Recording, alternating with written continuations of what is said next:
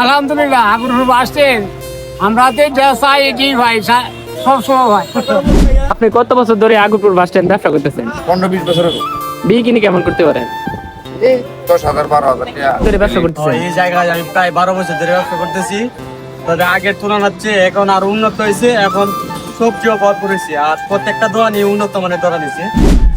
মাত্র 30 বছর আগে এখানে ছিল ছোট্ট একটি বাজার। আজ সেই আগরপুর বাস স্ট্যান্ড হাজারো মানুষের কেনাকাটার ভরসার জায়গা। কিভাবে বদলে গেল এই বাজার, চলুন ব্যবসায়িক এবং ক্রেতা কি বলে দেখি। আগরপুর বাস স্ট্যান্ড এটা তো মনে করেন বিভিন্ন বিমুখী অন্য বিভিন্ন জায়গা থেকে মানুষ আছে যে এখানে আল্লাহ চাইতো ব্যবসা করতেছি প্রায় 30-35 বছর ব্যবসা করতেছি। তো ইনশাল্লাহ এটা দিয়ে আল্লাহ বেশ ভালোই চালাইতেছে। বাস স্ট্যান্ড প্রায় আমি এখানে ব্যবসা করি 8-10 বছর ধরে। বেচা কিনা অনেক ভালো হয় এবং ভালো ভালো তরকারি পাওয়া যায়, টাটকা সবজি পাওয়া যায় এবং স্বল্প মূল্যে বিক্রি করা হয়। বেচা কিনা অনেক ভালো, অনেক দূর দূরান্ত থেকে মানুষ আসে।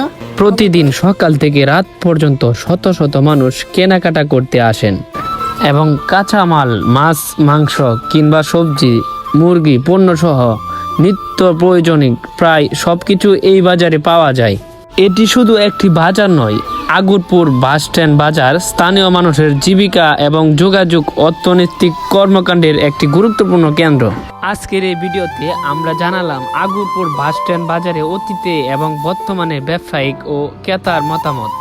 আপনার মতে এই বাজারের উন্নয়নের জন্য আর কি কি করা উচিত কমেন্টে জানাবেন এবং ভিডিওটি ভালো লাগলে শেয়ার এবং চ্যানেলটি সাবস্ক্রাইব করবেন। আল্লাহ হাফেজ।